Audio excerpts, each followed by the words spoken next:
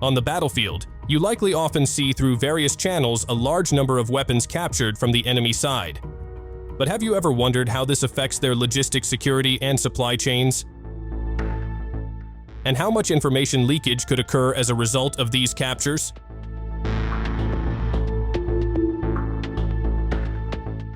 Russia, often showcasing their seized spoils, frequently publishes their trophies during special events.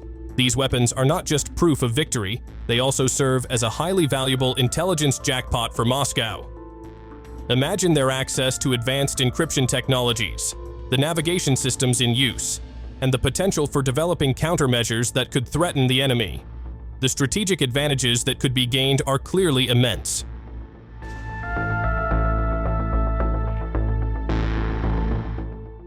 Although major countries such as the United States, Germany, Belgium, and other allies continue to offer full support in the form of weaponry, the reality on the ground never matches expectations.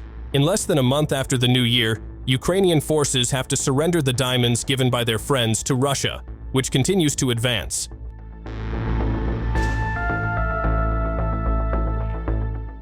These trophies serve as tangible proof that the tactics employed by Ukrainian forces are not always effective against the unpredictable strategies of Russia. What is really happening behind these failed tactics? What lies hidden behind the trophies that have now become evidence of Russia's success? And as time passes, this mystery begins to unravel with the increasing number of captures. Let's delve deeper into the trophies that could reveal these tactics. Keep your eyes on the story.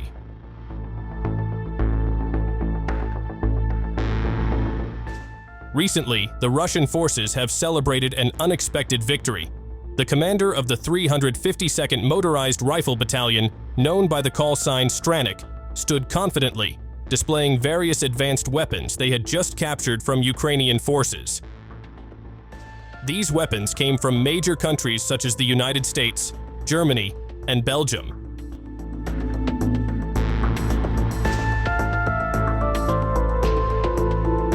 Among the displayed weapons were American M577 grenades, DM-51A2 grenades, M240 machine guns, AT-4 grenade launchers, and UAG-40. While these weapons might seem impressive to Ukraine, to Stranik and his troops, they were nothing out of the ordinary. Calmly, he remarked that these weapons were not particularly special, and their quality was considered average. They would return them to their positions because they did not need weapons from others. However, on the other side of the Kursk border, there was a different story. The deputy platoon leader, with the call sign Baroda, shared the story of the trophies they had acquired over the past 48 hours. In that short time, the Russian forces managed to down dozens of drones used by the Ukrainian forces. These drones were not just surveillance tools, they were a critical part of Ukraine's military strategy. And now, after successfully shooting them down, the Russian forces gained valuable information. With these trophies, the Russian forces would know their flight frequencies, control channels, and even their video transmissions.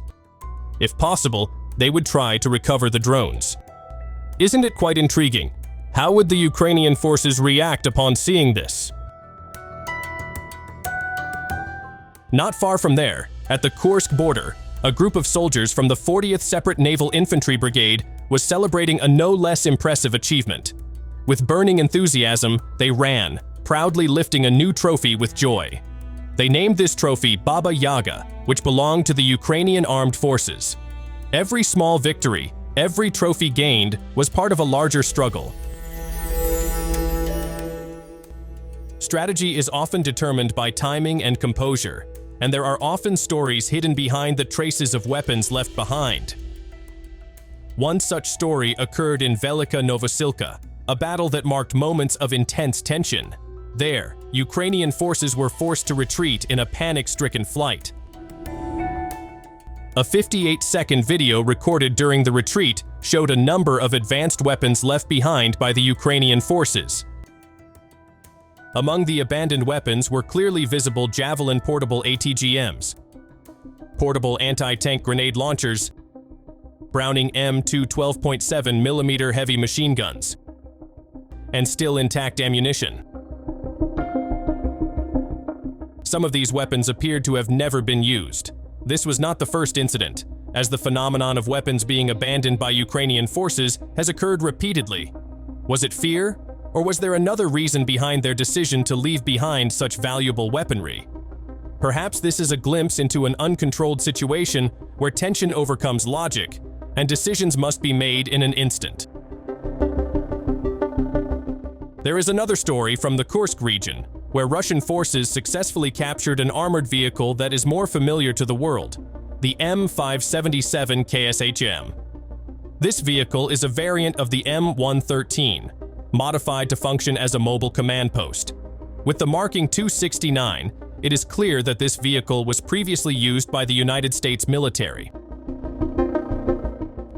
This number serves as concrete evidence that U.S. support for Ukraine extends beyond just weapons, but also includes crucial strategic equipment.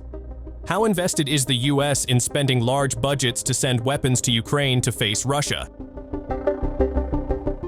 In addition to the APC, in the direction of Krasnoarmysk, the battle has become more intense as the Vega Special Operations Detachment from the Center Group of Forces achieved an extraordinary accomplishment, seizing 2 significant military vehicles. One of the vehicles they found was the AFU International MaxxPro Armored Personnel Carrier, a vehicle well known for its toughness in withstanding attacks. Along with that, they also discovered the Kozak Armored Combat Vehicle, which is also highly resilient.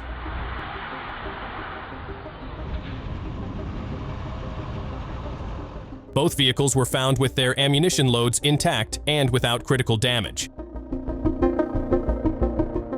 This success was not only due to the bravery of the troops on the ground, but also thanks to the solid cooperation between the FPV drone team and the frontline group. The drone team, with their unmatched expertise, was able to transfer the coordinates of the armored vehicles with high precision. The information provided enabled the frontline group to move quickly and accurately, ambushing the vehicles perfectly.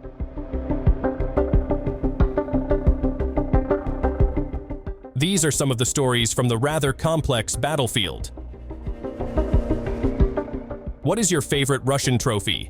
Leave your comment and thanks for watching.